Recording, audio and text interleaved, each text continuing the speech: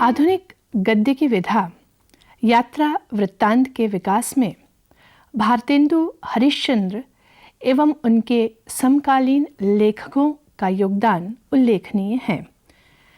इस काल में कुछ विदेशी यात्रा संबंधी और कुछ स्वदेशी यात्रा संबंधी वर्णन मिलते हैं। भारतेंदु हरिश्चंद्र ने सरयू पार की यात्रा, लखनऊ यात्रा और हरिद्वार यात्रा जैसे यात्रा वृत्तांत लिखे। स्वदेशी यात्रा के जो वृत्तांत हैं उनमें तीर्थ स्थानों का वर्णन प्रमुखता से इस काल में मिलता है। बालकृष्ण भट्ट एवं पंडित प्रताप नारायण मिश्र ने भी गया यात्रा एवं विलायत यात्रा जैसे यात्रा वृत्तांत लिखे हैं। इसके अतिरिक्त कई लेखकों ने यात्रा वृत्तांत लिखे। द्विवेदी युग में अनेक पत्रिकाओं में यात्रा वृत्तांत प्रकाशित होते रहे। इस युग में यात्रा वृत्तांत के लेखकों का योगदान यह रहा कि उन्होंने चली आती हुई परिपाटी को जीवित रखा और साथ ही साथ इस विधा के विकास में अपना योगदान भी दिया। छायावाद काल में यात्रा वृत्तांत संबंधी कई पुस्तकें प्रकाशित हुईं, पर प्रमुखता विदेशी यात्रा से संबंधित वर्णनों की रही। विषयानुरूप सुबोध भाषा शैली एवं पत्र, डायरी तथा निबंध आदि शैलियों का प्रयोग इस काल के यात्रा वृत्तांतों की शिल्पगत विशेषताओं में देखा जा सकता है। राहुल सांस्कृत्यायन, शिव प्रसाद गुप्त, सेठ गोविंदास, कन्हैयालाल मिश्र के अतिरिक्त जवाहरलाल नेहरू ने भी इस विधा को उन्नत करने में योगदान दिया। विषय वैविध्य, रचना शिल्प तथा परिमाण की यदि बात की जाए तो छायावादोत्तर काल का उल्लेख जरूरी हो जाता है। कारण यात्रा वृत्तांतों से जुड़ा यह रहा, इस विधा के विकसित होने का कारण यह रहा कि स्वतंत्रता की प्राप्ति हो चुकी थी। राजनीतिक एवं सांस्कृतिक संबंधों के नए समीकरण बन रहे थे। यही वजह थी कि भरपूर यात्रा वृत्तांत लिखे गए। अब इस काल में लेखक जो कि यात्रा वृत्तांत लिख रहा था वो केवल एक नरेटर का काम नहीं कर रहा था। किसी प्राकृतिक सौंदर्य को देखकर, भीड़ को देखकर, चकाचौंध को देखकर वो भौचक्का नहीं रह जाता है, बल्कि इन सब के कारणों की तह में जाने की कोशिश अपने यात्रा वृत्तांत में करता है। यात्रा वृत्त के लेखन में प्रवृत्त होने से पहले यात्रा वृत्त का लेखक उन सभी मनोदशाओं एवं परिस्थितियों से गुजरता है जो किसी विधा के शिल्पी के लिए ज़रूरी माना जा सकता है। इसी कारण इस काल के यात्रा वृत्तों की बनावट में परिवर्तन आया। कथ्य और अभिव्यक्ति की शैली भी इस काल में बदल गई। अब लेखक विशेषणों और बिंबों का प्रयोग इसलिए करने लगा ताकि वह यात्रा के दौरान हुए अनुभवों को साकार रूप प्रदान कर सके। यात्रा के दौरान हुई अपनी अनुभूतियों को इस प्रकार प्रस्तुत करना कि वह लेखक की सृजनात्मक उपलब्धि बन सके, यात्रा वृत्तांत की एक सबसे बड़ी विशेषता मानी जा सकती है जो कि इस काल के लेखकों में देखने मिलती है। लोक संस्कृति की गंध बिखेरने वाले, ग्राम्य संस्कृति से जुड़े, किसानी संस्कारों में पले और बढ़े, गांधी दर्शन के विचारक और पोषक, निमाड़ अंचल के पहले पद्मश्री प्राप्त लोक संस्कृति के अध्येता पंडित रामनारायण उपाध्याय का जन्म 20 मई सन 1918 को खंडवा के पास एक ग्राम में हुआ था। आपकी शिक्षा खंडवा में ही संपन्न हुई। आज़ादी के आंदोलन में उनकी भागीदारी इस तरह रही कि उन्होंने गांधी जी की प्रेरणा और उनके परामर्श से गांव में रहकर गांव के रचनात्मक कार्यों के लिए अपना जीवन समर्पित कर दिया। गांव के लोगों के लिए उन्होंने पुस्तकालय खोला और गांववासियों को अच्छे साहित्य से परिचित करवाया। गांधी जीवन दर्शन को उन्होंने वास्तविक रूप में अपने जीवन में उतारा और सादगी आजीवन उनकी सबसे बड़ी ताकत बनकर रही। लोक जीवन के पंडित रामनारायण उपाध्याय एक पारखी कलाकार थे।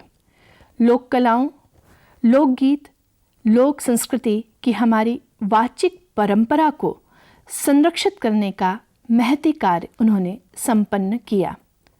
उनकी पहली पुस्तक थी निमाड़ की लोक संस्कृति का इतिहास।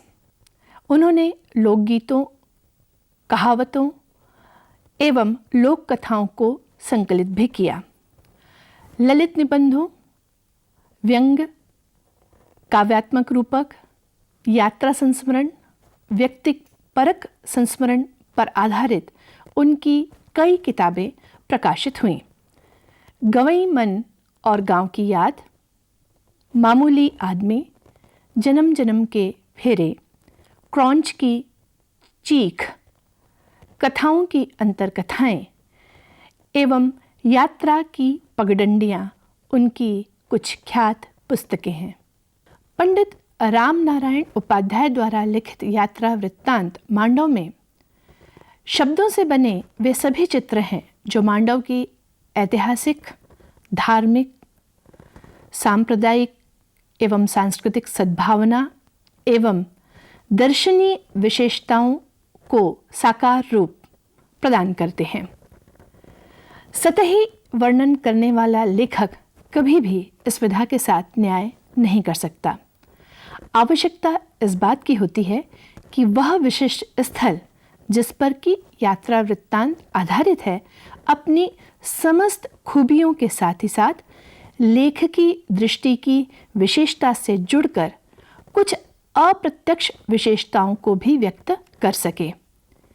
जो पहलू अनजान हैं, सामान्य दृष्टि में जो कैद नहीं किए जा सकते हैं, वे सभी पहलू उस वर्णित स्थल के साथ एकाकार हो सके, तभी यात्रा वृत्तांत के लेखक की सफलता मानी जा सकती है। मांडव यात्रा वृत्तांत लेखकी रचना कौशल की समस्त खूबियों के साथ एक श्रेष्ठ यात्रा वृत्तांत के उदाहरण के रूप में प्रस्तुत किया जा सकता है। किसी महत्वपूर्ण स्थल का भ्रमण करते समय जैसे कोई मार्गदर्शक या गाइड सालों के अपने सिंचित अनुभव के आधार पर अपने दर्शकों को, अपने साथ चल रहे लोगों को जिस तरह उस स्थल से, उस स्थल की बारीकियों से परिचित करवाता है, संदर्भों से जोड़ता है, प्रसंगों से अवगत कराता है, यही शैली इस वृत्तांत के लेखक पंडित रामनारायण उपाध्याय ने अपने यात्रा वृत्तांत मांडव में हमें दी है। पढ़ते हुए लगातार यह महसूस होता है कि हम लेखक के साथ मांडव की सैर पर हैं, मांडव का भ्रमण कर रहे हैं और मांडव हमारे रूबरू है। लेखक ने मांडव को हिंदू मुस्लिम ऐक्य का प्रतीक माना है। मांडव के खंडर हो चुके शाही महल, शाही प्रासाद, मंदिर और मस्जिद इस एकता की कहानी कहते हैं। ये कहानियाँ शालीनता, स्वाधीनता, ऐश्वर्य, सांप्रदायिक एवं सांस्कृतिक सद्भावना के संदेश भी देती हैं। एक ओर धर्म और संप्रदाय से ऊपर प्रेम की महत्ता सिद्ध करने वाली रानी रूपमती, तो दूसरी ओर प्रेम और प्रणय की प्रतीक नूरजहां की भी कहानी इस मांडव से जुड़ी है। मांडव का आरंभिक परिचय देने के तुरंत बाद लेखक कहते हैं, जरा संभल कर आइएगा, और पाठक को यह एहसास होता है कि वह लेखक के मार्गदर्शन में मांडव की सैर पर है। ऐतिहासिक संदर्भों से, शहंशाहों की आन बान और शान से जुड़े अन्यान्य प्रसंगों से पूरे वृत्तांत में बिना किसी प्रयास के पाठक जुड़ा रहता है। समुद्र की सतह से लगभग 2079 फीट ऊपर विंध्य की समतल पहाड़ी पर सुंदर तालाबों और प्राकृतिक सौंदर्य के बीच स्थित है मांडवगढ़। इस प्राकृतिक सौंदर्य के पाश में बंधकर जहांगीर भी यहाँ कुछ दिनों रहे थे। मांडव के दुर्ग को दोनों ओर से अंडा खोह एवं काकड़ा खोह नामक गहरी खाइयों ने घेर रखा है, जो ऐसा लगता है मानो इस दुर्ग की सुरक्षा के निमित्त आज भी अपना कर्तव्य पूरा कर रही हैं। उत्तर में एक प्रवेश मार्ग को छोड़कर शेष सभी मार्ग इतने ढालू हैं जिसकी वजह से दुश्मनों की सेना का प्रवेश अचानक यहाँ संभव उस वक्त नहीं हो सकता था। इसके अतिरिक्त एक ऊंची दीवार जो कि 40 मील को घेरते हुए इसकी सुरक्षा के चाक चौबंद में लगी हुई है। प्रवेश मार्ग में आलमगीर दरवाजे, कंपनी दरवाजे के पश्चात गाड़ी दरवाज़ा है जिससे हम मांडव की बस्ती में प्रवेश करते हैं, और सबसे पहले जो इमारत है वह है जन जन के मन में बसने वाले श्री राम का मंदिर। वहीं पास में अशरफी महल और जामा मस्जिद एक दूसरे के सामने खड़े हैं। इसी तरह की मिसालों को ध्यान में रखकर लेखक ने मांडव को हिंदू मुस्लिम एकता का प्रतीक स्थल माना है। अशरफी महल का निर्माण इमारतों के शौकीन, वीर और धार्मिक प्रवृत्ति के महमूद खिलजी ने करवाया था।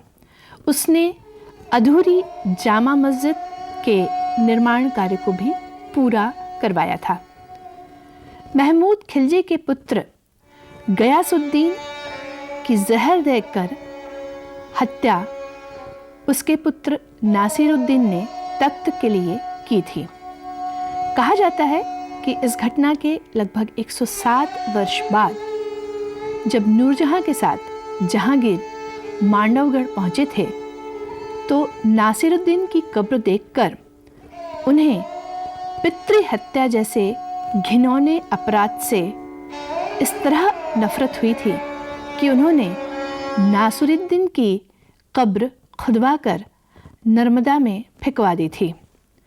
मांडव गवाह है नासिरुद्दीन के दुष्कर्मों का एवं गयासुद्दीन के सत्कर्मों का। जामा मस्जिद मांडव की पवित्र इमारत पठानी शिल्पकला का एक श्रेष्ठ उदाहरण है। विशाल जामा मस्जिद का निर्माण होशंगशाह गोरी ने आरंभ किया था, किंतु उसकी मृत्यु के पश्चात उसे पूरा किया महमूद खिलजी ने। अशहदु अल्ला इलाहा इल्लल्लाह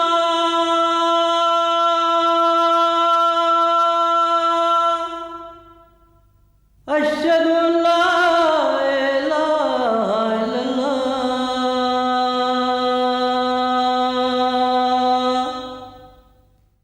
होशंगशाह गोरी ने मांडव के पुनर्निर्माण की भरसक कोशिश की थी। सफ़ेद संगमरमर की बनी हुई इमारत है होशंगशाह का मकबरा, जिसे कि चरवा मस्जिद भी कहा जाता है। होशंगशाह कि कब्र के आसपास गुंबद से लगातार पानी टपकने की व्यवस्था उस काल में की गई थी। मांडव के खंडहर प्राय हो चुकी इमारतों को आज भी सजीव बनाए हुए हैं वे सारे अज्ञात कलाकार जिन्होंने इनकी प्राण प्रतिष्ठा की थी। अक्सर ये कहा जाता है कि किसी भी भव्य एवं खूबसूरत इमारत के बेल बूटे आकर्षण का कारण बनते हैं, जबकि उस इमारत में दबे नींव के पत्थरों को कोई भी याद नहीं करता। बड़े बड़े शहंशाहों की बनवाई हुई इमारतों को देखकर हम उन शहंशाहों को याद कर लेते हैं, पर जिन कलाकारों ने उन इमारतों को बनाया है उनके नाम समय के साथ गुम हो जाते हैं। होशंगशाह के मकबरे के दरवाजे पर ऐसे ही एक महान कलाकार हमीद के हस्ताक्षर हैं। यह वही हमीद है जिसने शाहजहां के ताजमहल को बनाने में अपना हुनर दिया था। मांडव की ख्याति सुनकर हमीद भी अपने साथियों के साथ मांडव आया था। इस मकबरे के पास ही मूर्तियों, शिलालेखों को संजोए हुए खंभों से निर्मित एक धर्मशाला या यूं कहें कि मांडव का संग्रहालय भी है। भोज और मुंज तालाब के बीच स्थित है जहाज महल। इस महल की विशेषता यह है कि ऊंची मंजिलों तक पानी पहुंचाने की अनूठी व्यवस्था उस वक्त, जबकि विज्ञान और प्रौद्योगिकी की दृष्टि से इतनी संपन्नता नहीं थी, तब भी संभव की गई थी। नालियाँ, फव्वारे और हौज सब कुछ बेहद कलात्मक हैं इस महल के। पानी की नालियों में सुंदर फूलों की आकृतियाँ उकेरी गई हैं ताकि बहता हुआ पानी उसी आकार को ग्रहण करता हुआ बहे। नक्काशीदार फर्शियों पर जब पानी गिरता है तब सूर्य की किरणों के साथ वह पानी झिलमिला सके, ऐसी व्यवस्था भी इस महल में की गई थी। जहाज महल का निर्माण नमाज प्रिय सुल्तान गयासुद्दीन ने करवाया था। कहा जाता है कि उसने हुक्म दे रखा था कि यदि नमाज के वक्त वह सोता हुआ पाया जाए तो गुलाब जल छिड़ककर उसे जगाया जाए, और इस पर भी यदि वह न उठे तो बिस्तर खींचकर उसे उठा दिया जाए। इस महल का जीर्णोद्धार जहांगीर ने करवाया था। ऐसा महल जिसके चारों ओर पानी ही पानी है, उसकी छत पर बैठकर वैसा ही आनंद, वैसा ही सुख मिलता है जैसा सुख किसी जहाज पर बैठने पर मिलता है। अपनी बनावट में झूले की तरह झूलता हुआ दिखाई देने वाला महल है हिंडोला महल। हाथी सहित ऊपर की मंजिलों तक पहुंचने की व्यवस्था इस महल में की गई थी।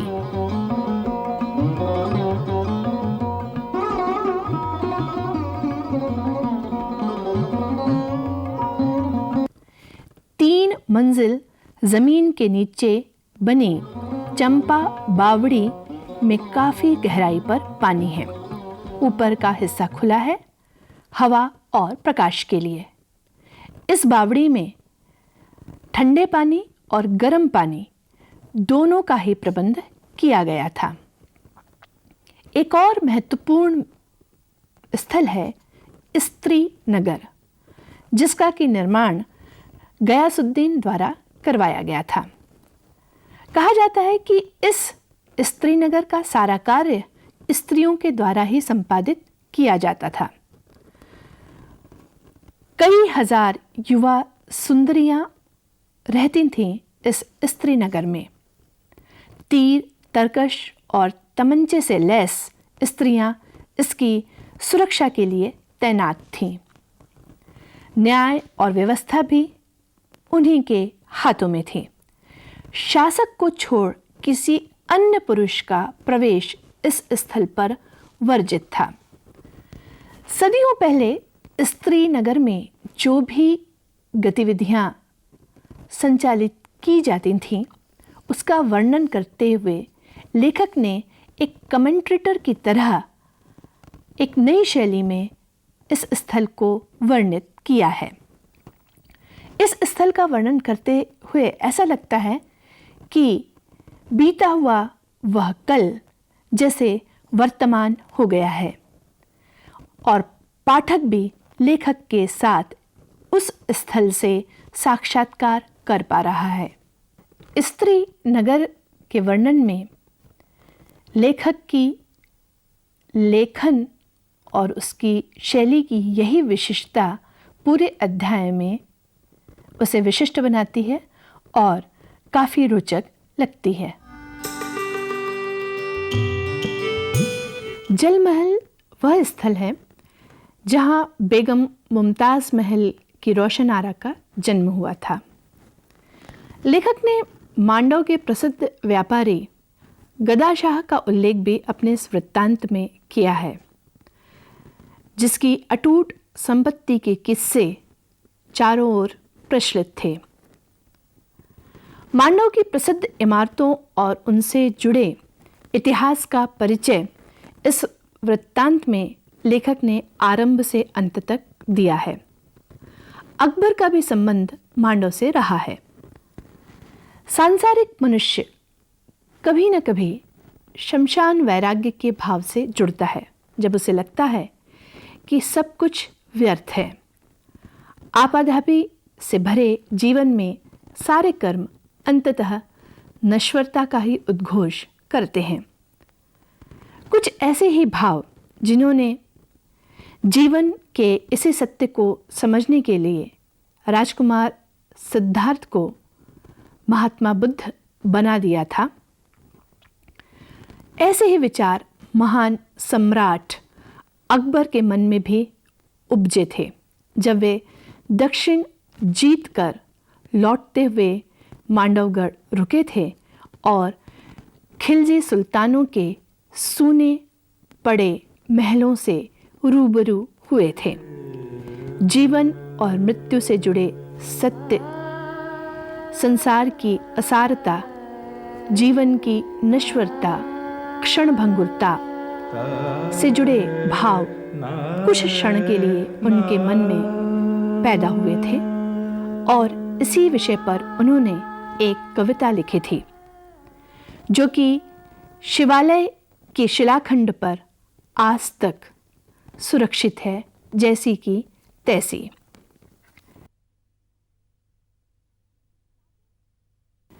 सागर तालाब के सामने दो महल हैं। ये महल हैं राजकुमारों को, शहजादों को दूध पिलाने वाली दाइयों के दाई महल। सागर तालाब के पाल पर खड़े होकर पुकारने पर 2 बार प्रतिध्वनि होती है। लेखक ने इसका वर्णन करते हुए लिखा है कि जिस तरह आईने में हम अपना वास्तविक रूप देख पाते हैं, वैसे ही यहाँ खड़े होकर पुकारने पर हम अपने वास्तविक विचार को देख सकते हैं। प्रतिध्वनि द्वारा प्रश्न और उत्तर का एक होना एक गंभीर सत्य से परिचित होने की प्रक्रिया है। लेखक एक और ऐतिहासिक घटना का उल्लेख करते हैं। कहा जाता है कि जहांगीर भी मांडव में कुछ दिनों रहे थे। अपनी सालगिरह पर जहांगीर ने अपना तुलादान करवाया था, सोने, चांदे और अशरफियों के साथ। तुलादान की यह सारी सामग्री गरीबों में बांट दी गई थी। उस वक्त रुपए भी लुटवाए गए थे। इस पूरे जलसे में इंग्लैंड से पधारे सर टॉमस रो भी उपस्थित थे। जब रुपए लुट रहे थे तब सर टॉमस रो को अपनी जेब भरने में थोड़ी शर्म महसूस हुई।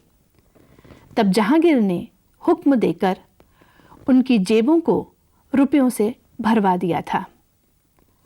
यह जलसा तो खत्म हो गया, पर लूटने का और जेबों को भरने का जो सिलसिला अंग्रेज़ों का चला था वह ऐसा चला कि उनकी जेबें फिर कभी खाली नहीं हुई।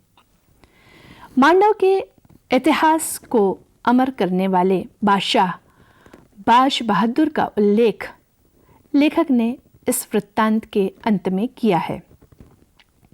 सन 1501 में तख्त नशीन होकर बाज बहादुर अपनी रानी रूपमती के साथ यहाँ रहे थे। अद्वितीय सौंदर्य की धनी, नृत्य एवं गायन आदि कलाओं में पारंगत थी रानी रूपमती। नर्मदा स्नान एवं नर्मदा दर्शन प्रतिदिन करने की शर्त पर उन्होंने बाज बहादुर से विवाह किया था। इसी कारण उनके महल के तलहटी में स्थित रेवा कुंड में नर्मदा के जल को लाने की व्यवस्था की गई थी और इस महल की किसी भी ऊंची चोटी पर जाकर आज भी कोई भी यात्री आसानी से नर्मदा का दर्शन कर सकता है। मानव हृदय के इतिहास में रूप और प्रेम की महत्ता सिद्ध करने वाली रानी रूपमती और बाज बहादुर की अमर प्रेम कथा एवं इतिहास के इस खूबसूरत पन्ने पर आकर लेखक मांडव से जुड़े इस यात्रा वृत्तांत को विराम देते हैं।